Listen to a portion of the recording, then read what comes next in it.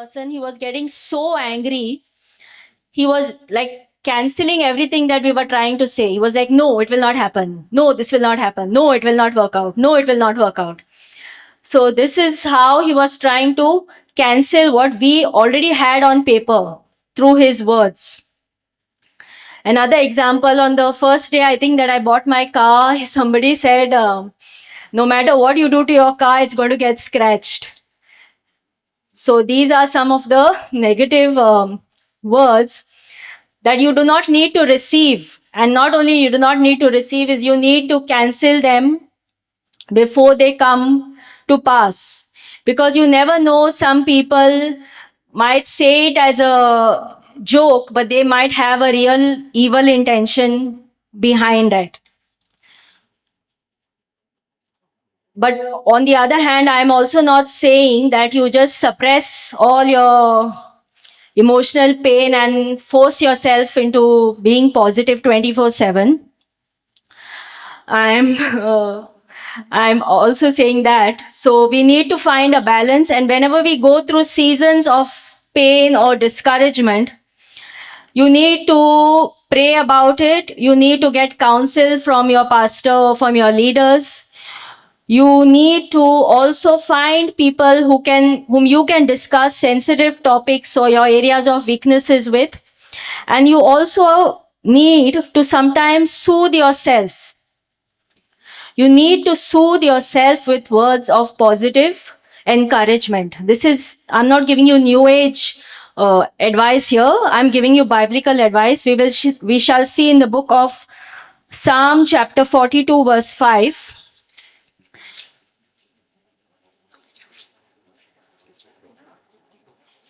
Where King David says, "Why are you cast down, O my soul? And why are you disquieted within me?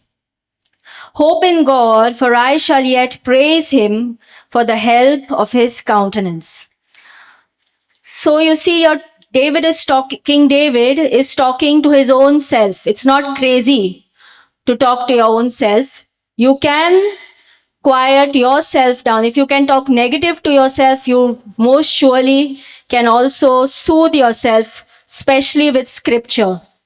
You can soothe yourself because the truth of God's word will break that stronghold of lies that gets formed in your mind when you dwell on negativity.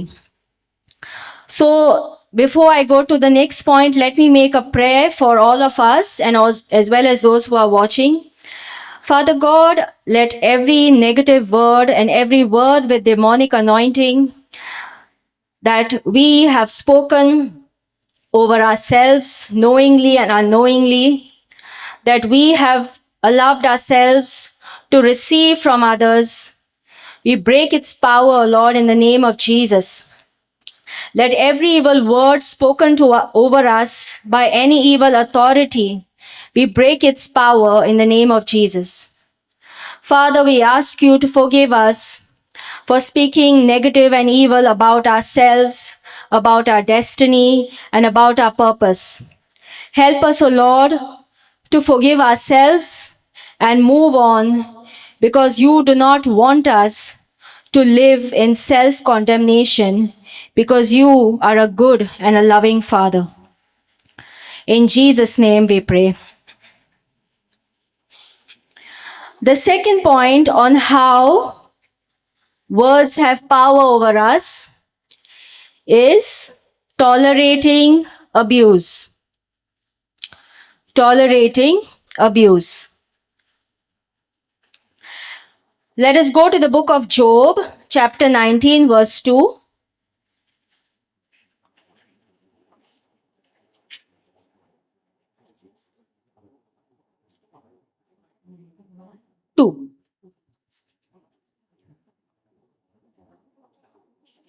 How long will you torment my soul and break me in pieces with words? Yes, this the book of Job, chapter 19, verse 2. Then Job answered and said, "How long will you torment my soul and break me in pieces with words?" You all surely have read the book of Job. It is about a man whose name was Job, who went through very trying times,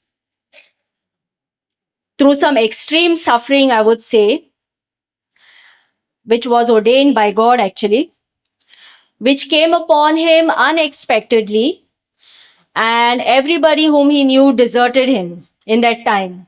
His wife told him to curse God and die. There are several passages of scripture saying that everybody abandoned him. And then his three friends, who are not even his friends, their names were Bildad, Zophar, and Eliphaz. They come and they add insult to injury. The whole book of Job is about a discourse between three of them and Job. And they constantly put him down. They constantly blamed him. They constantly judged him, and they even tried to justify his suffering. If you read the book, you will know the conversations that took place. So here is Job answering and telling them, "How long will you torment my soul and break me in pieces with words?" If we do not learn to handle negative words, if we do not learn to handle any sort of advice, unsolicited advice or help, all coming towards us, either through social media or WhatsApp forwards, or people barging into our lives and trying to give us advice, or like how Job's friends tried to do to him, it is going to affect your soul, like how it says here. Our soul is our mind, our will, and our emotions. That is the Greek name. The Greek translation of soul is psyche, which means your mind, your will, and your emotions. If we do not learn to put up boundaries, if we do not learn to say enough to certain people, it is going to affect our souls. It is going to affect our inner man. It is going to affect how we see our life, and it is going to affect our reality. If you think I am exaggerating, or if you think that this is a trivial matter, let us take the example of King Solomon, who said in the book of Proverbs, chapter 21, verse 9. We shall just go there for reference. The book of Proverbs, chapter 21, verse 9.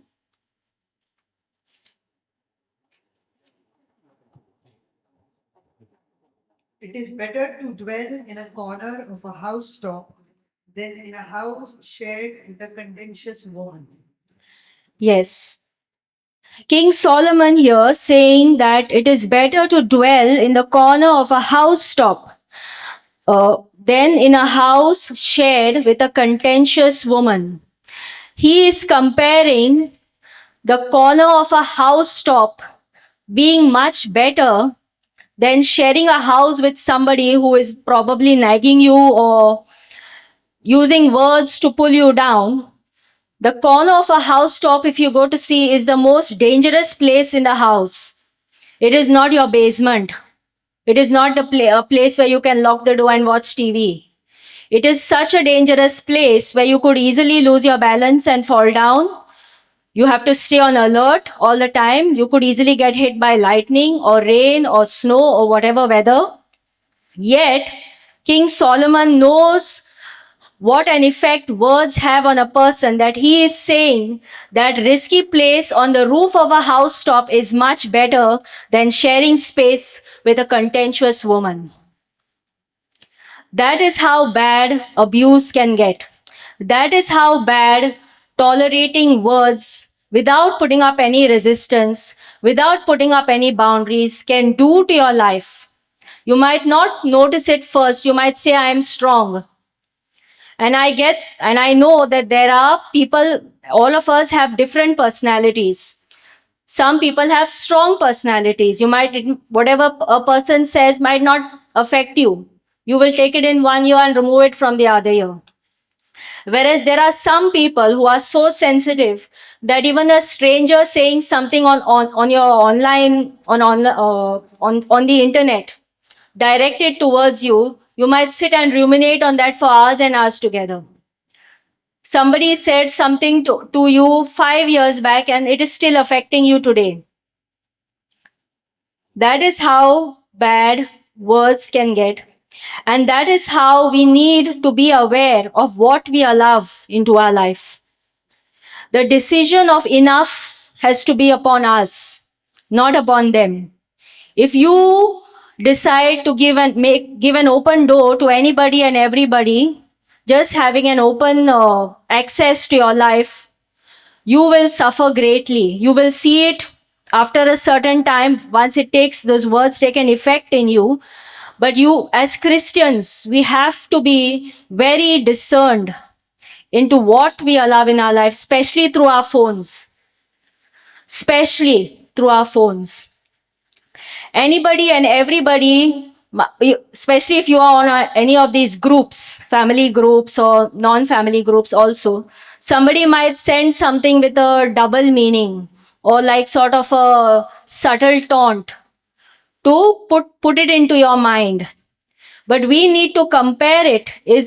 No matter who the human being is, we need to trace the source of these words. The human being is just the agent. The source might be the devil. I'm not saying you reject everything and do not think no end of yourself and don't take any correction. But I am saying you need to be very cautious, and the decision of enough and how much we need to take is on us, not on them. And if we encounter abuse, or if we encounter insults, or if we encounter somebody taunting us, or somebody, maybe your school friend whom you have not met for 10, 15 years, suddenly he's contacting you on Facebook asking you how you are doing in your life. It might not be genuine concern. It might just be, he wants to know whether you have made it or you have not made it. Correct, right? So you need to find your worth in what God has done for you rather than what some stranger who does not even care for you suddenly coming and showing their interest. Suddenly coming and wanting to know all about you and trying to give you some unsolicited advice. The famous scripture, Psalms 139, says that we are fearfully and wonderfully made. The psalmist says that I am fearfully and wonderfully made. My soul knows very well. I want to ask you, how well does your soul know that you are fearfully and wonderfully made? Are you basing your worth on some advice or words of people who don't even know you, who don't even care for you? Why? The word of God says that the Father sent his Son to die on the cross for us while we were yet sinners. It's not once we come to know that we are a sinner and we repent. While we were yet sinners, before you even knew what sin was and you were evil and you were doing evil unknowingly, God has paid the price for your worth by sending his Son to die on the cross for you. He has given his Son. How many people do you know who would have given their Son for you when you were good? And here God is, when you were a sinner, he demonstrated his love toward us by sending his Son to die on the cross. So whenever we encounter verbal abuse or evil words or words with a demonic anointing come from any human being, whoever they might be, I want us to break its power immediately and use scripture to counter it. Like if somebody says you are worthless, you are never going to make it. No. I am worth the Son of God. I am worth the Son of God who created me, who has put a purpose in my life, and I'm going to walk that purpose. Those of you who have weak personalities, those of you who take every word and sit with it for hours and hours and it affects your day, learn to be on your own side. Because if you are not on your own side, how are you going to tolerate and defend an outside attack? We need to be on our own side. We need to affirm what God has already made us. Our identity is children of God. We need to affirm and live in that identity. We need to have a healthy sense of self-love and self-respect and self-worth and not tolerate any abuse. Learn to strengthen your inner compass with the help of the Holy Spirit. Jesus said that I will give you a helper. That word helper in the Greek means parakletos, which means the one who comes alongside to comfort, to aid. That is what the helper is for. On a day-to-day basis, you need the helper.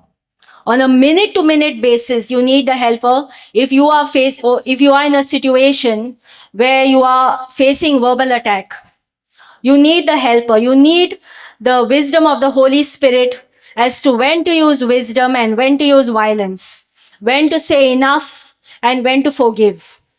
You cannot learn this on the internet. You cannot get this sort of wisdom from life hacks. So many videos are floating around, life hacks for this, life hacks for that. But Jesus did not give us life hacks. Okay, Jesus gave us the helper who strengthens our inner man, who reminds us of who we are, so that we do not give in to the lies of the devil. So again, I would want to make a prayer that every evil word spoken over us by anybody, living or dead, some people are affected by words spoken to somebody decades ago and that person is no more, but still it has shaped who they have become today. Father God, let your love and your mercy speak to the hurt that has been caused by evil words spoken over us, O Lord. Your word says, O Lord, that you heal our hearts and you bind our wounds. Father, I ask, let your healing power touch people's hearts, O Lord, and let all the effects of negative words spoken over them be destroyed. Let them know their true worth in you, O Lord, and help them to keep finding out who they are in you, O Lord. In Jesus' name we pray.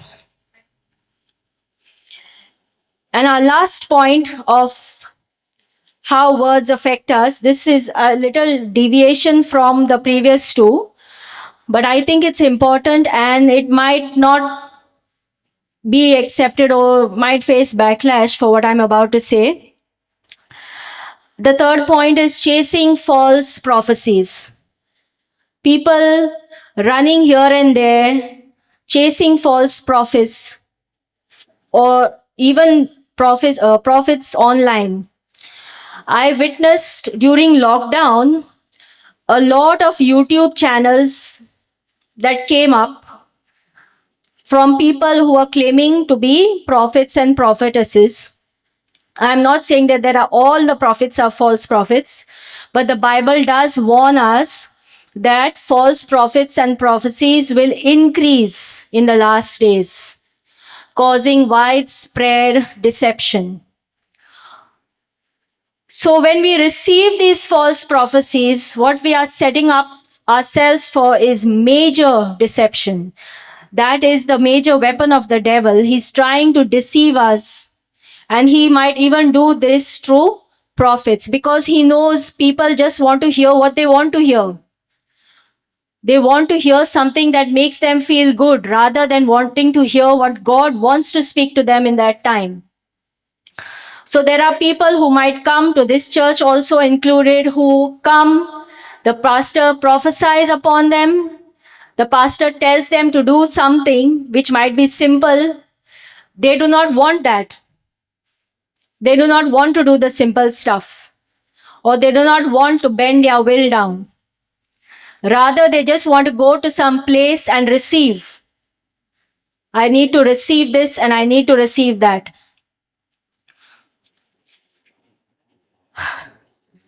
If you refuse to obey the written word of God, do you think you're going to get special revelation? Rema word it is called. People say, I want to hear something special. This person is coming all the way from a different state, out of Goa, out of the country. Wow, even better.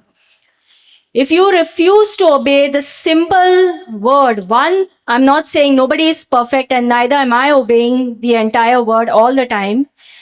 But there comes a time when you have to submit your will and do that specific instruction, what has been told to you in that time. If you refuse to do that, you will never receive special revelation. There is special revelation to be received. There is something called Rema word, or what the Bible says, special revelation. But God will not reveal his special revelations to you if he finds you unfaithful in the small things. Would you, as a human being, reveal your deepest secrets or your weaknesses to somebody who is barely faithful in the small things? Would you open up your life? No. Then how would God do that? You want to go and receive somebody who is only prophesying good things, that you will get 1 crore, but you are not faithful with 5,000. If God sees that you are not faithful with 5,000, how is he going to bless you with 1 crore? You are setting yourself up for deception by believing false words of the devil. The devil is preaching lies and preaching deception and preaching goody, ear-tickling words and taking you away from the narrow path. If you want big blessings, you need to stay in one place and be content with the small blessings that come. If you want to see growth in your life, stay in one place and obey what has been told to you. If you disobey that, whatever the prophetic word or the dream or whatever the leader prophesied over you, if you disobey that, and if you go and somebody else sees some vision for you or prophesies over you that you're going to do something big, but you are not obeying in the small, you will not even be ready for that big, even if that is real. God's revelation, God's blessing, God's growth is progressive. It is never instant. God will never bless you with something that you cannot handle because it will hit your ego. Growth also is slow. Spiritual growth is slow because it will hit your ego if it is fast. It will hit your head and you will think no end of yourself, and you're going to destroy that what God has ordained for you. That is why Jesus said, I have many things to say to you, but you cannot bear them right now. His desire is there to see you grow. His desire is for that big blessing and that big growth, but it is slow and you need to obey in the here and now. And you need to be very careful of what you listen to online or which place you go to hear any special word. Because all special words are not from God. You need to sharpen your spiritual senses and obey and stay in the place that God has kept you till God moves you to the next level. So I pray that through this teaching, it has blessed you all seated here as well as those who are watching online. Let me make a prayer for all of you all. Father God, I thank you for this, that you have chosen me to preach this word to your people, O Lord. Increase their discernment, O Lord, and help them to make use of your Holy Spirit, O Lord, so that they may learn to know the power of words. They may get wisdom to receive and reject what comes their way, and that they may learn to grow in your word, O Lord. Help them to grow in wisdom, knowledge, and understanding of your ways, and keep them away from every plan of the devil. In Jesus' name we pray. Amen.